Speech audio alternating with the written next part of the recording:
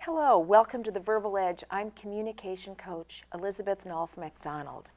This program is for you, people who enjoy and appreciate communication skills in whatever you write or say or how you present yourself or your ideas.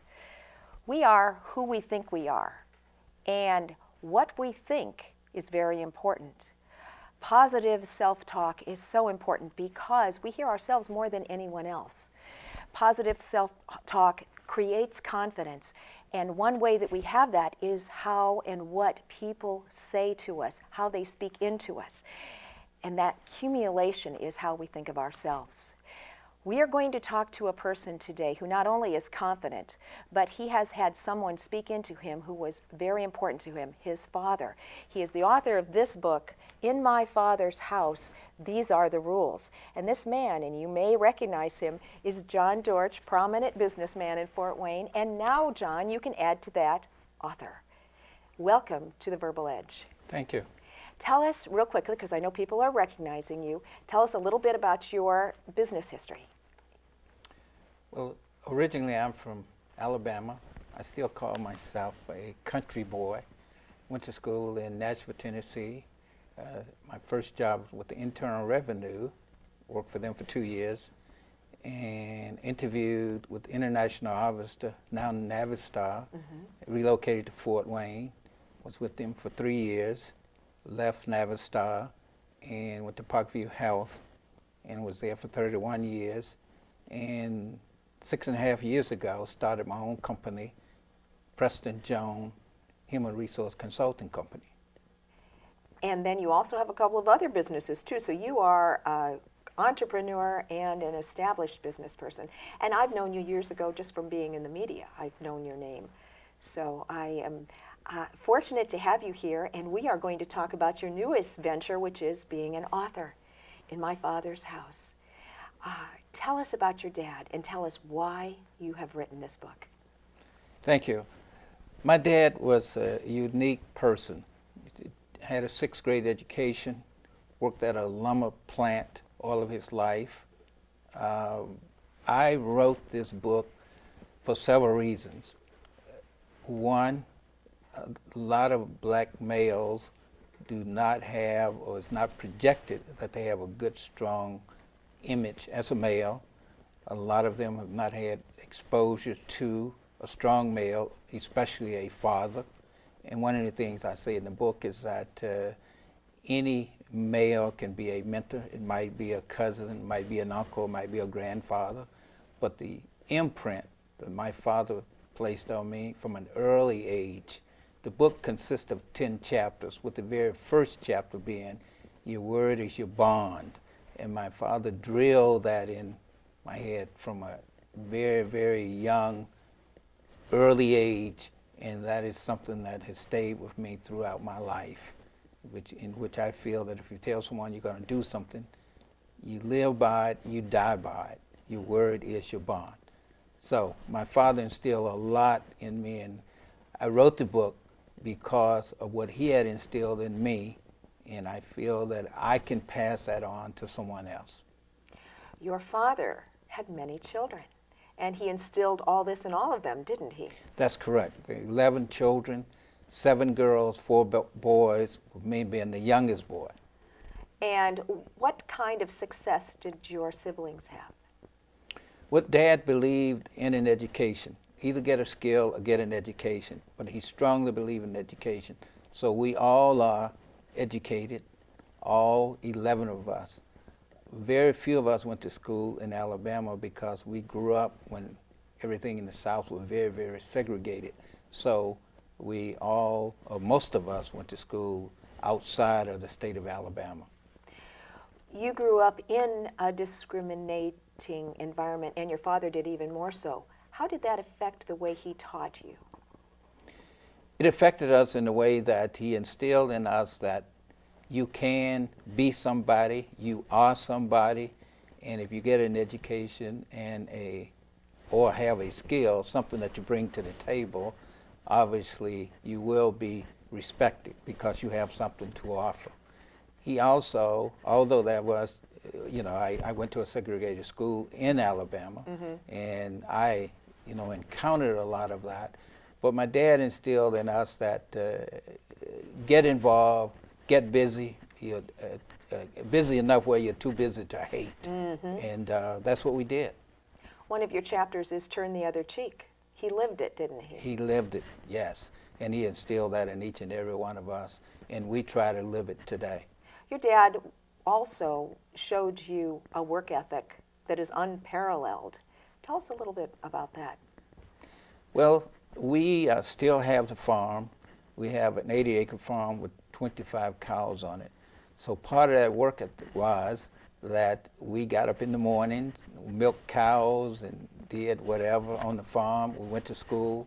When we came home from school, we knew what we had to do. We went and worked the farm, each and every one of us. Even when I graduated from high school, I did not go to college for 2 years because I worked the farm, but Dad kept instilling in me that you are going to go to college, because I really didn't have the skill.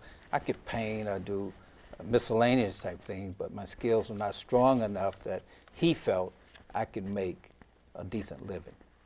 Now, you have many chapters in this book, I think 10 or so, and it says another chapter is Be a Man. Another one is Being Responsible. How you look determines who you are. Do the right thing. Work hard every day. Get up running. Being spiritual helps you be grounded. Get a skill and an education. You must give back and turn the other cheek. How did he instill that? Were those the words he used, or did you see it through his actions, or both? Both. The one, as I stated earlier, about your word is your bond, he instilled that very strongly in us. Get a skill or get an education. I touched on that briefly, but he often talked about that if you're going to go out looking for a job, you need to have something to offer, either a skill or an education. That was very, very critical to him, and it was very, very important to us. What about Be a Man? What did your dad tell you about that? Well, he told us a lot, but one of the things he did, he showed us, or he had the utmost respect for women. My mother was treated like a princess.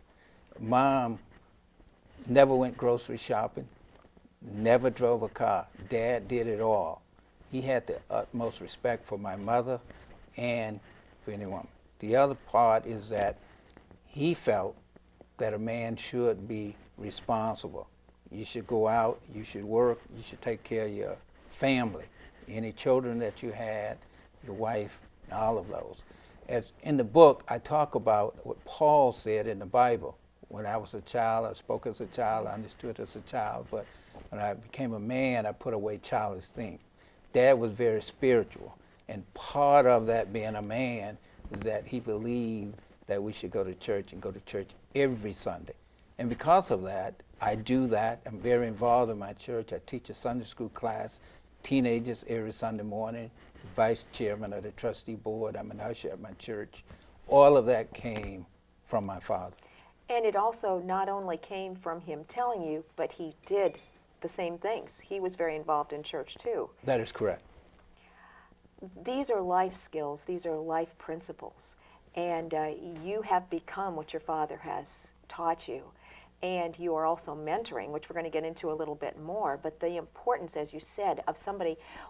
All right, could a mom have spoken in and done the same things as a man, a male figure, John?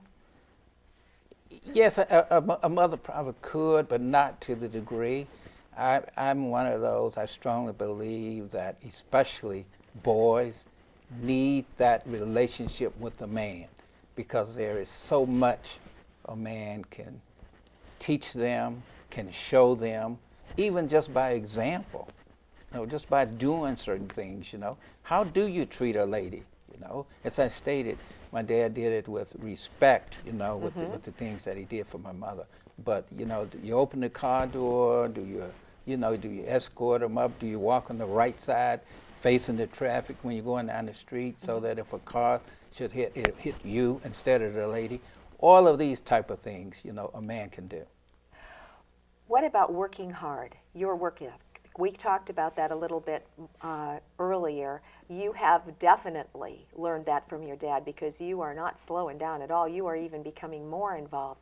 What would you say to young men out there about work ethic? Well, being in human resources and having interviewed people all of my life, I get very frustrated when a person tells me that they can't find a job. You can. There are jobs that are out there. If you want to work, there are jobs out there. Not only getting a job, but having a goal, something that you want to do, not just to get stagnant once you get a job. Attendance is key once you get a job.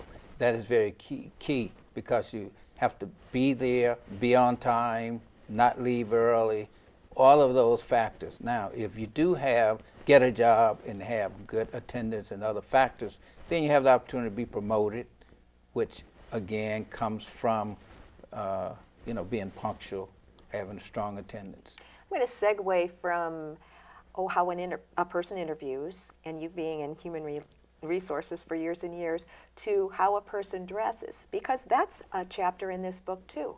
So if you can apply that to young men or to everyone, what did your dad tell you about that? Well, you don't get a second chance to make a first impression. You need to make sure.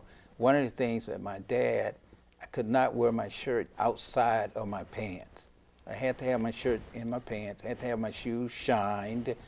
If I wore a cap or a hat, I had to take that off once I entered a building. You don't see any of that today. And it depends on the occasion. If the occasion calls for a shirt and tie, you ought to wear a shirt and tie. We did not go to church without a tie on. Many times, most of the time we didn't have a jacket, but we didn't go to church without a tie on. That's what my dad believed in. He believed in dressing being very, very important. What do you think when you see the young men with their sagging pants these days? Frustrates me. I wrote an editorial, made a guest column in the Fort Wayne paper probably about 15 years ago.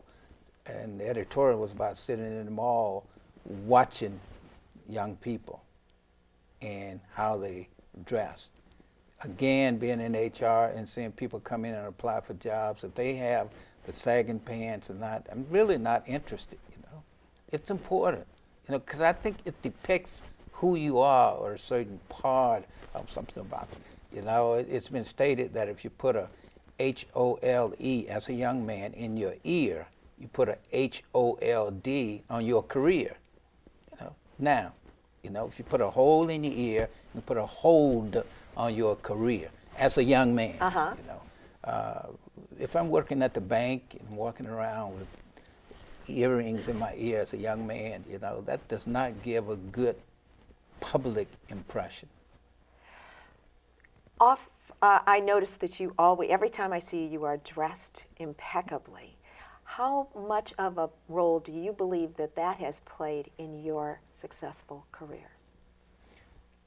I believe it's played a major role. Going to Parkview, I started as an assistant personnel manager. When I left Parkview after 31 years, I was a vice president. And I think appearance had a lot to do with it. Again, as I stated, you don't get a second chance to make a first impression. And it is important that you look your part. I think it says a lot about you.